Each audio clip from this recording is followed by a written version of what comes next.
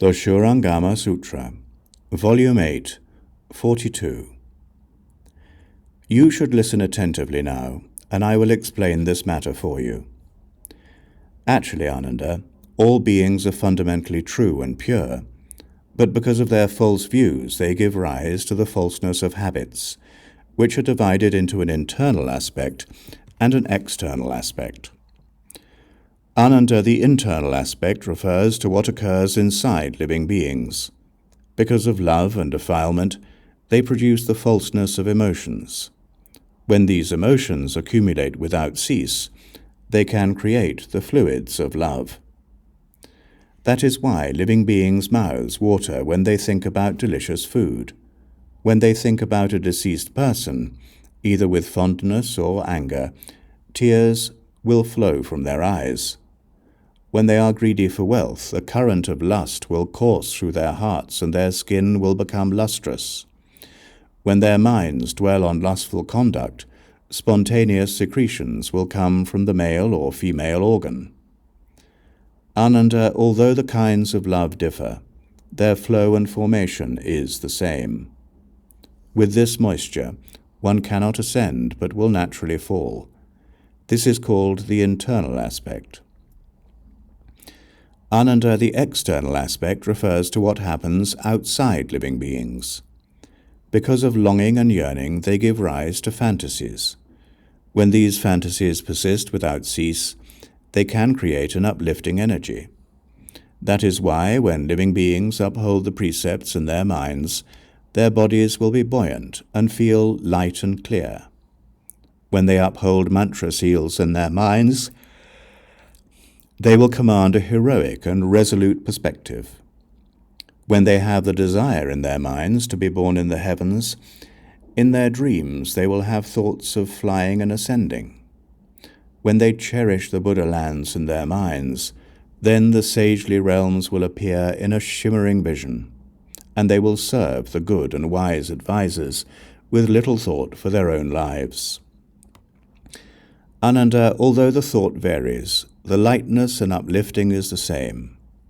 With flight and ascension, one will not sink but will naturally become transcendent. This is called the external aspect. Ananda, all beings in the world are caught up in the continuity of birth and death.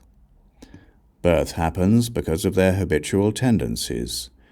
Death results in flow and change. When they are on the verge of dying, but when the final warmth has not left their bodies, all the good and evil they have done in that life suddenly and simultaneously manifest. They experience the intermingling of two habits, an abhorrence of death and an attraction to life. Endowed solely with thought, they will fly and can certainly be reborn in the heavens. If fly into the heart, with blessings and wisdom as well as pure vows, then their hearts will spontaneously open, and they will see the Buddhas of the 10 directions and all their pure lands, and they will be reborn in whichever one they wish. When they have more thought than emotion, they are not quite as ethereal, and so they become flying immortals. Great mighty ghost kings, space-traveling yakshas, or earth-traveling rakshasas who roam the heaven of the 4 kings, going where they please without obstruction. Among them may be some with good vows and good hearts, who will protect and uphold my Dharma. Perhaps they protect the pure precepts by following and supporting those who hold precepts. Perhaps they protect holy mantras by following and supporting those who hold mantras. Perhaps they protect those who practice jhana samadhi, so they can cultivate dhamma kshanti, forbearance. These beings will be close to the Tathagata beneath his seat. When their thought and emotion are of equal proportions, they neither fly nor fall, but are born in the human realm, where the brightness of thought leads to intelligence, and the darkness of emotion leads to dullness. When they have more emotion than thought, they enter the animal realm. With heavier emotion, they become fur-bearing beasts. With lighter emotion, they become winged creatures. When they have 70% emotion and 30% thought, they fall beneath the wheel of water and are bordering on the wheel of fire, where they experience the full force of the raging blaze. In the bodies of hungry ghosts they are constantly burned to a crisp. Even water harms them, and they have nothing to eat or drink for hundreds of thousands of eons. When they have 90% emotion and 10% thought, they fall through the wheel of fire until their bodies enter a region where wind and fire interact. With lighter emotion they are born in the intermittent hell. With heavier emotion they are born in the unintermittent hell.